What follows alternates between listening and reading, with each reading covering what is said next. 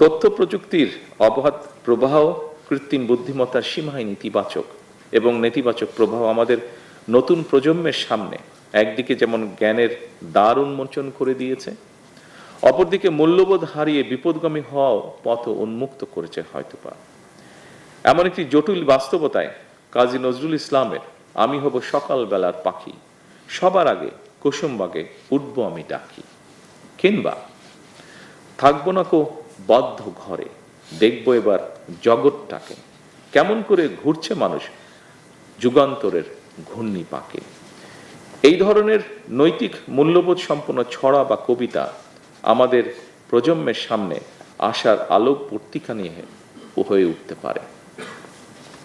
এ কারণেই কবি নজরুলকে নিয়ে আলোচনা মন্ত্রণালয় কিংবা সরকারি অফিসের চার দেওয়ালে আবদ্ধ না রেখে তার সাহিত্য, কর্ম, তার জীবনবোধ পৌঁছে দিতে চাই মানুষের ঘরে ঘরে, যেই অ্যাডভাইসটি আমাদেরকে শিল্পীগণ তাদের বক্তব্যে উল্লেখ করেছেন।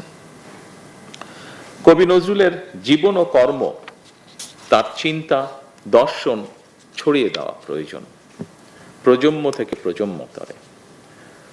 কবি নজরুল নিজেও তার অভয় সুন্দর কবিতায় লিখেছেন, আমি গেলে যারা আমার পতাকা ধরিবে বিপুল বলে, সেই সে অগ্র প্রতীকের দল, এসো এসো পথতলে।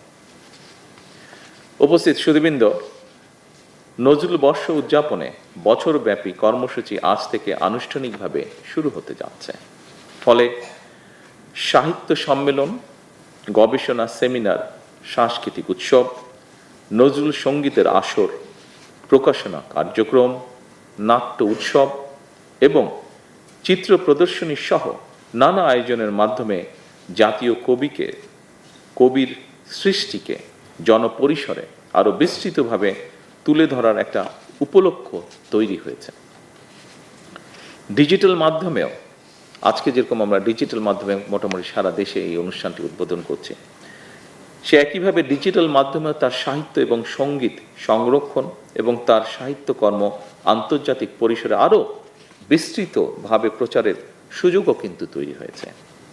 আসুন এই সুযোগটিকে কাজে লাগিয়ে সারা দেশে নজরুল বিশেষজ্ঞ তথা নজরুল প্রেমীদের নিয়ে গঠিত নজরুল বর্ষ উদযাপন জাতীয় কমিটির মাধ্যমে দেশের সকল জেলা, উপজেলা এবং বিভিন্ন শিক্ষা প্রতিষ্ঠানে শিক্ষার্থীদের অংশগ্রহণে বছর জুড়ে প্রতিটি অনুষ্ঠান সফলভাবে পালন করা অত্যন্ত জরুরি বলে আমি ব্যক্তিগতভাবে বিশ্বাস করি।